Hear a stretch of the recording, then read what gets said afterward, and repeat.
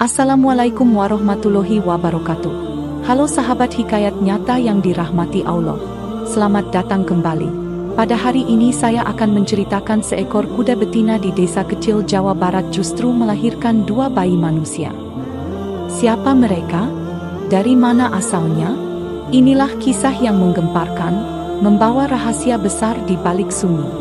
Namun sebelumnya bagi yang beragama Islam saya sarankan untuk menuliskan sholawat Nabi Muhammad agar kelak sholawat ini menjadi saksi untuk mendapat syafaat di akhirat. Like dan subscribe ke channel ini sangat membantu menyebarkan dakwah Islam dan menjadi amal jariah. Amin ya Allah ya Robbal Alamin. Udara malam itu begitu dingin, menusuk tulang hingga membuat Salmah menggigil meski telah berselimut tebal. Jam dinding bambu di ruang tengah menunjukkan pukul 2 lebih sedikit. Di luar, suara jangkrik bersahutan, dan angin menerpa genting rumah panggung milik Ustadz Rahmat, seolah membawa bisikan yang sulit dimengerti. Di sudut halaman, kandang kayu tempat kuda betina kesayangan mereka, Nila, berdiri senyap. Tapi entah mengapa, malam itu seperti ada sesuatu yang berbeda. Salmah membuka mata, merasa ada suara gaduh samar yang datang dari arah kandang. Mula-mula ia mengira hanya angin.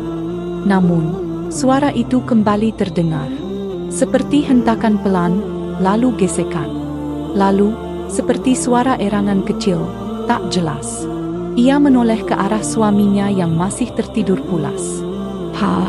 Pak Rahmat, bisiknya sambil menyentuh bahu suaminya. Ustadz Rahmat mengerjap pelan, matanya masih berat. Kenapa, gumamnya. Itu suara apa? Ya? Dari kandang kayaknya, jawab Salmah lirih.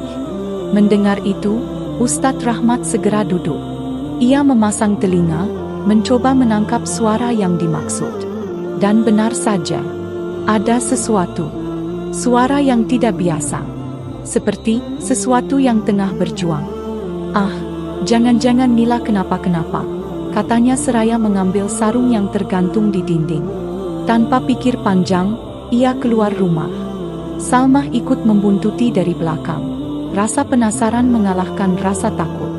Langit malam gelap pekat, hanya diterangi lampu teplok kecil yang digenggam Ustadz Rahmat. Cahaya kuningnya memantul di rerumputan basah. Semakin dekat ke kandang, suara itu makin jelas. Nila meringkik pelan, sesekali menghentakkan kaki belakangnya. Nila, panggil Ustadz Rahmat pelan, membuka pintu kandang. Kuda berwarna coklat tua itu berdiri gelisah. Napasnya memburu. Dari sorot matanya, seperti ada sesuatu yang sedang ditahan. Ustadz Rahmat mengernyit. Apa mungkin Nila mau beranak? Tapi, selama ini kan gak pernah dikawinkan. Gumamnya penuh tanda tanya. Salmah ikut melongok, melihat ke sudut kandang. Lalu matanya membesar. Pak, itu, apa itu? Di atas jerami yang sudah berantakan, tampak 2 gulungan kain putih kusam. Awalnya Ustadz Rahmat mengira itu hanya karung bekas yang terjatuh. Namun, saat didekati, kedua gulungan itu bergerak. Dengan hati-hati, Ustadz Rahmat menyibak kain pertama. Detik itu juga napasnya tercekat. Seorang bayi laki-laki mungil, dengan wajah kemerahan dan mata terpejam, terbaring di sana. Di sebelahnya, dalam gulungan kain kedua, ada seorang bayi perempuan, tak kalah mungilnya, dengan pipi bulat yang terlihat pucat. Innalillahi, ini bayi manusia, bisik Ustadz Rahmat, suaranya nyaris tak terdengar. Salmah bergetar, tangannya gemetar ketika mengangkat si bayi perempuan ke pelukannya. Hamad, bernapas, hidup. Gimana bisa? Pak, ini kandang kuda, siapa yang? Mereka saling berpandangan, wajah pucat diterpa cahaya lampu kecil. Nila masih berdiri di pojok kandang, kini terlihat lebih tenang, seolah lega setelah sesuatu yang berat berlalu. Seolah memang baru saja melahirkan, meski akal sehat menolak menerima hal itu. Pagi belum juga datang, tapi kabar aneh itu sudah menyebar ke telinga tetangga.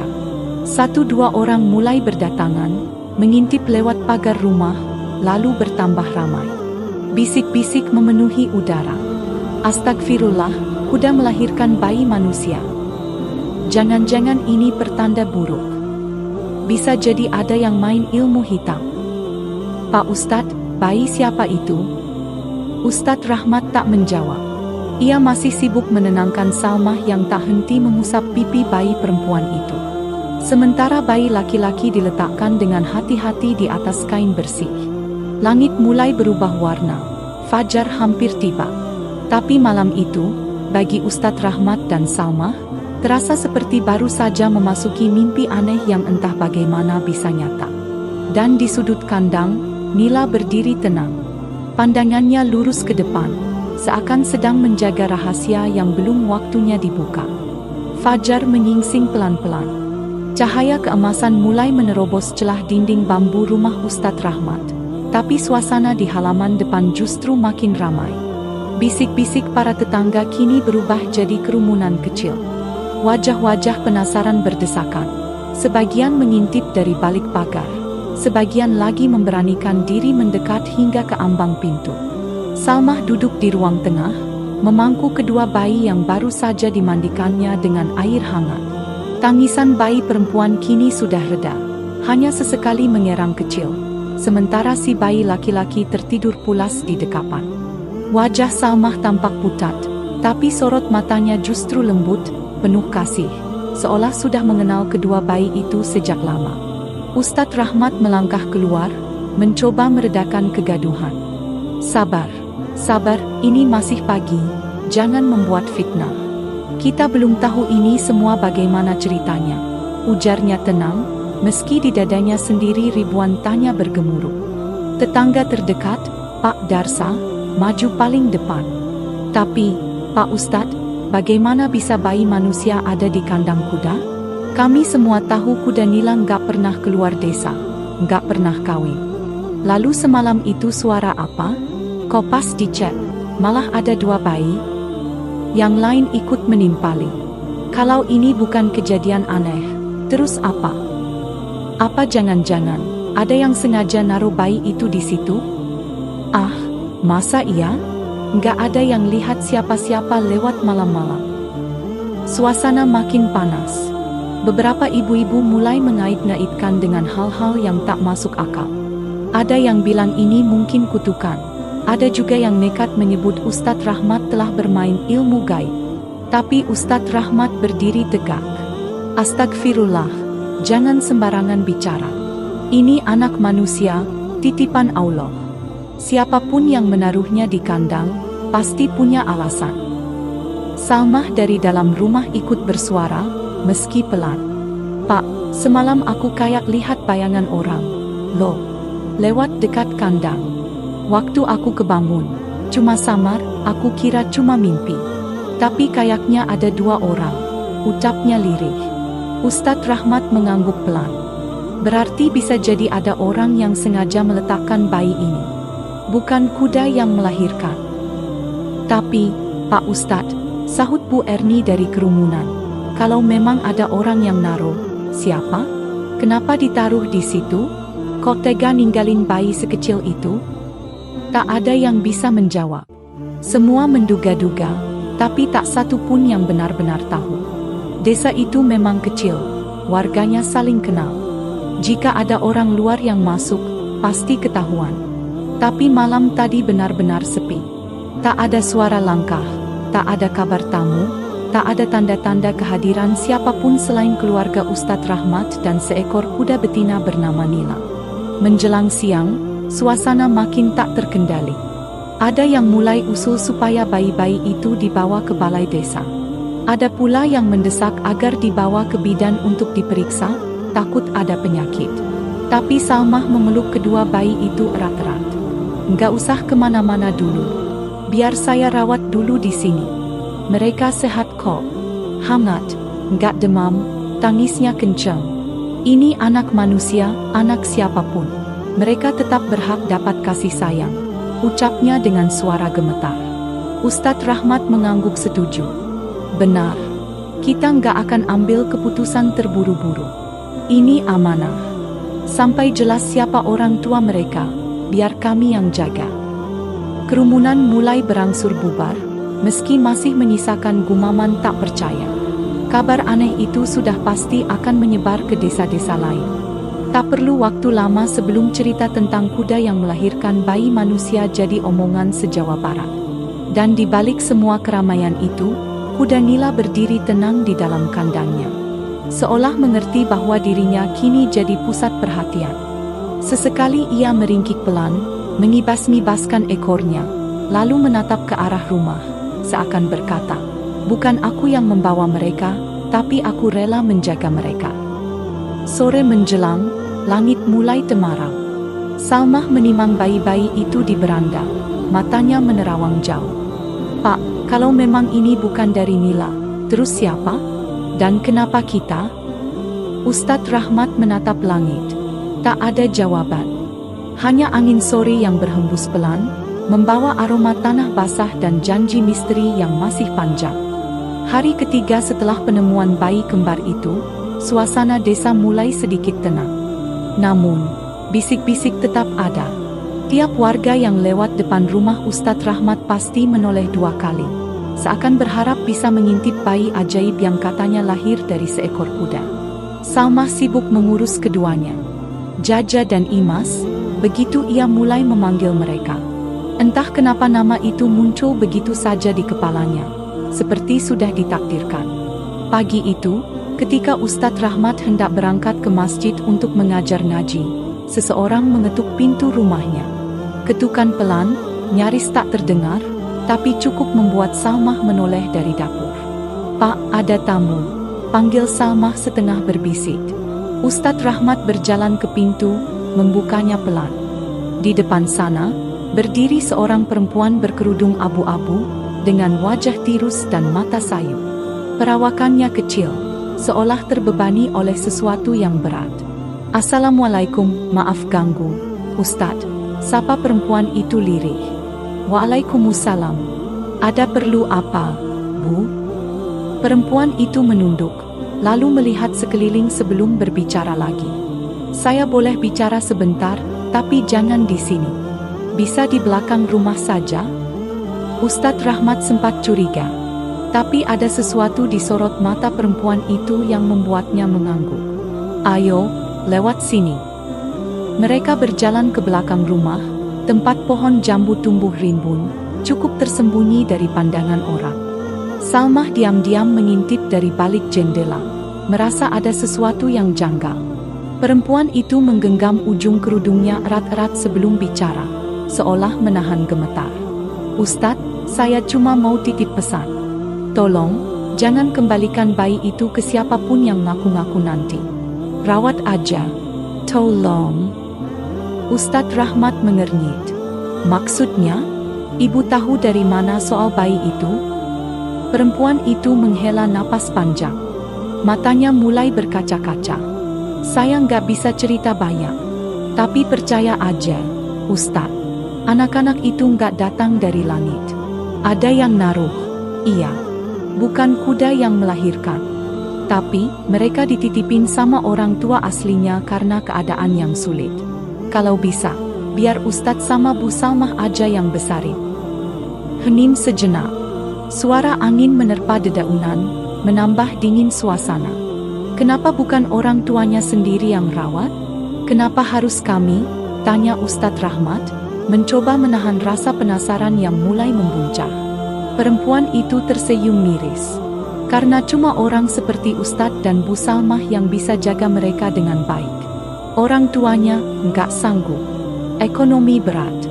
Takut anaknya malah terlantar. "Udah, saya cuma nyampein pesan. Jangan cari siapa-siapa. Kalau ada yang nanya, bilang aja nggak tahu apa-apa." Setelah itu, perempuan berkerudung abu-abu itu mundur perlahan. "Maaf, saya nggak bisa lama. Assalamualaikum." "Waalaikumsalam," jawab Ustadz Rahmat, masih dalam kebingungan. Perempuan itu berjalan cepat, melewati sisi rumah, lalu hilang di balik tikungan jalan. Salmah buru-buru keluar, menghampiri suaminya. "Siapa itu, Pak? Kok mukanya kayak orang nyimpen rahasia besar?" Ustadz Rahmat menatap jauh ke ujung jalan. seolah berharap perempuan itu kembali. Entahlah, tapi sepertinya misteri ini mulai terbuka sedikit demi sedikit. Dia bilang bayi ini bukan lahir dari kuda. Ada yang nitip, karena gak sanggup nerawat. Salmah memeluk kedua bayi itu yang sedang tertidur nyenyak di ayunan rotan. Berarti, kita yang harus jaga mereka? Ustadz Rahmat mengangguk pelan. Sepertinya memang begitu, MAH. Langit siang itu terlihat lebih cerah dari biasanya. Tapi entah kenapa, hati Ustadz Rahmat justru makin berat. Ada pertanyaan-pertanyaan lain yang mulai muncul di kepalanya.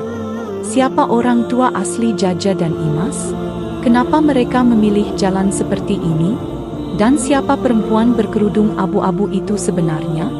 Namun satu hal yang pasti, sejak hari itu, rumah kecil Ustadz Rahmat dan Salmah tak lagi sunyi. Dua tangisan mungil kini menjadi bagian dari doa-doa panjang mereka setiap malam. Hari kelima sejak penemuan bayi kembar itu, suasana desa makin terasa ganjil. Warga masih sering mondar-mandir hanya untuk memastikan kabar aneh itu bukan mimpi.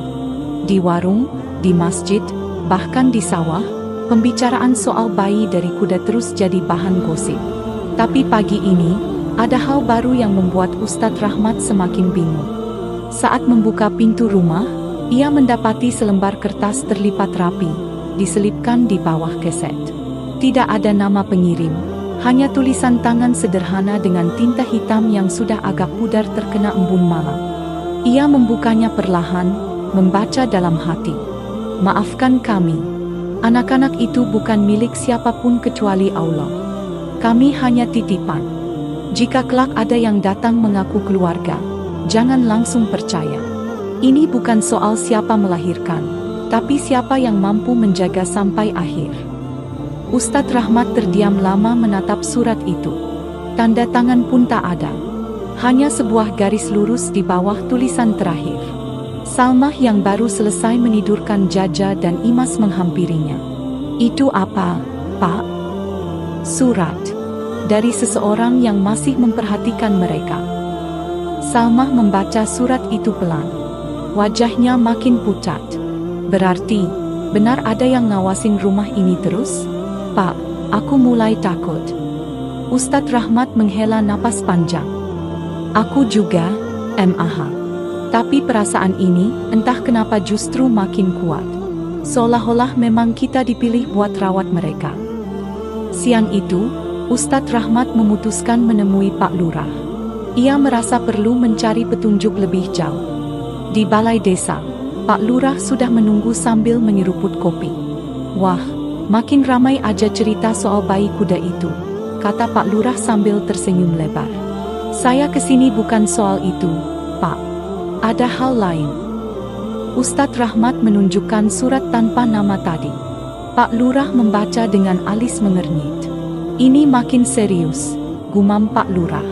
Kalau benar ada yang nitipin bayi ini diam-diam, berarti bukan soal aneh lagi. Ada urusan manusia biasa, bukan keajaiban. Tapi kenapa harus lewat cara seperti ini? Itu yang belum saya pahami, Pak. Kenapa kami? Kenapa harus begini caranya? Pak Lurah menepuk bahu Ustadz Rahmat pelan. Kamu orang baik, Ustadz. Mungkin itu sebabnya. Tapi hati-hati. Kalau memang benar ada yang mengincar, bisa jadi bukan cuma soal titipan, bisa jadi ada rahasia lain yang lebih besar. Sepulang dari balai desa, Ustadz Rahmat makin sering memperhatikan sekitar rumah. Setiap suara langkah, setiap bayangan yang melintas, membuatnya waspada. Malam harinya, saat ia sedang menyiapkan air hangat untuk Salmah, terdengar suara ketukan pelan di jendela dapur. Tok tok tok, degup jantungnya langsung berlari. Dengan langkah hati-hati, ia membuka tirai jendela. Kosong. Tapi di bawah jendela, ada bekas pijakan kaki. Basah. Seolah seseorang baru saja berdiri lama di sana.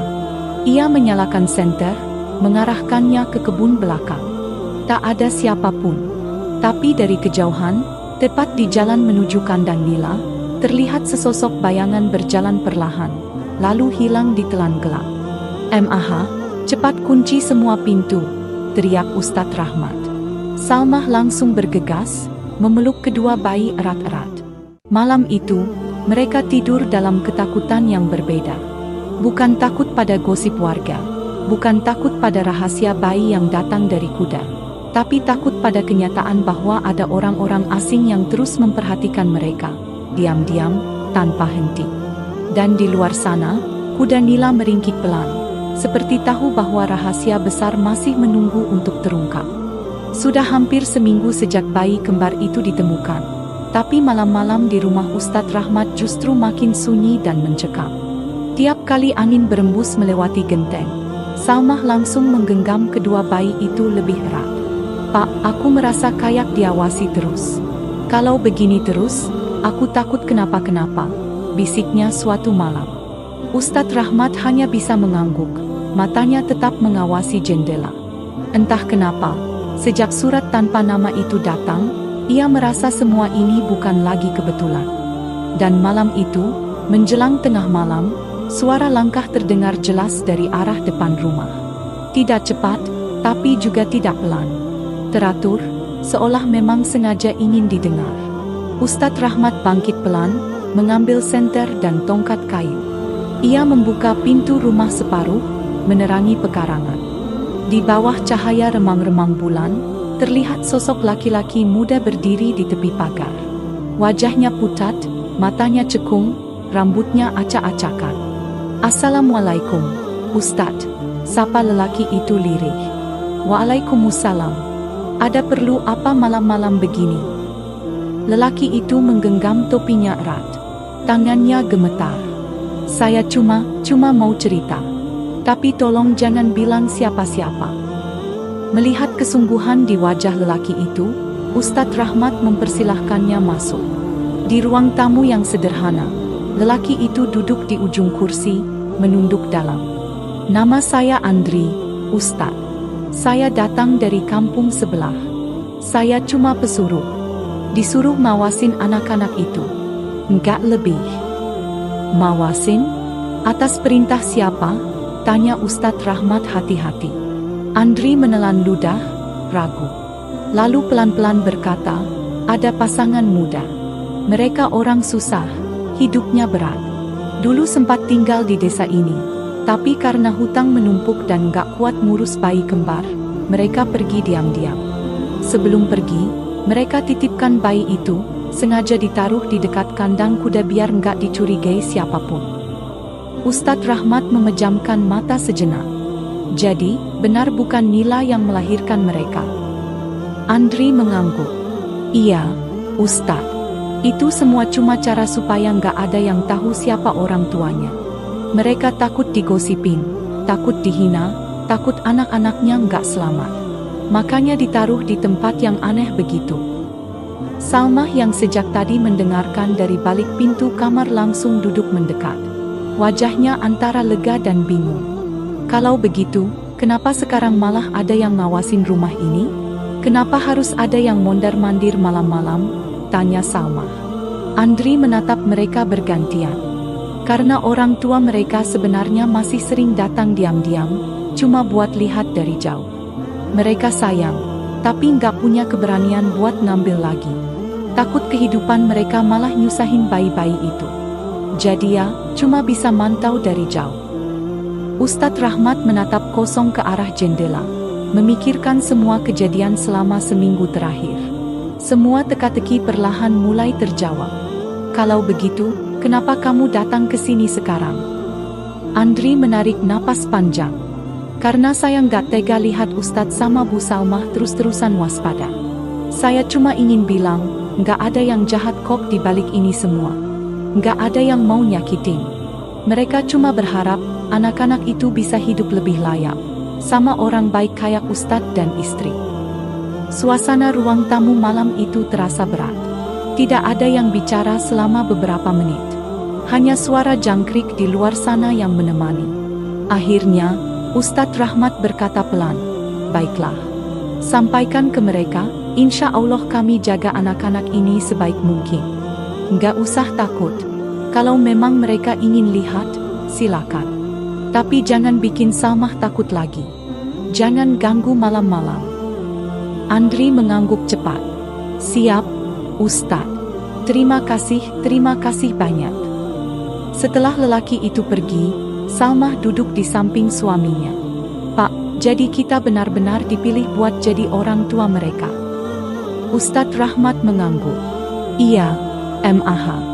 Kayaknya begitu. Di ruang tengah, Jaja dan Imas tidur pulas, seolah tidak pernah tahu bahwa hidup kecil mereka pernah tergantung di ujung ketakutan, rahasia, dan cinta yang disembunyikan dalam gelap. Dan malam itu, untuk pertama kalinya, rumah kecil itu terasa damai. Tapi, perjalanan ini belum selesai. Masih ada satu babak lagi yang harus terungkap. Musim hujan datang lebih awal tahun itu. Hujan turun hampir tiap sore, membuat tanah-tanah di sekitar rumah Ustadz Rahmat basah dan wangi lumpur. Di teras rumah sederhana itu, Salmah duduk menggendong Jaja, sementara Imas tidur pulas dalam ayunan bambu yang menggantung pelan-pelan terkena angin lembut. Sudah 3 bulan sejak pertemuan terakhir dengan Dadan dan Iis. Sejak hari itu, pasangan muda itu tidak pernah lagi muncul. Hanya kabar samar-samar yang beredar lewat Andri, mengatakan bahwa mereka pindah ke kota kecil di pinggir Jawa Barat, mencoba peruntungan sebagai buruh pabrik. Meski begitu, tidak pernah sehari pun Salmah dan Ustadz Rahmat lupa mendoakan mereka.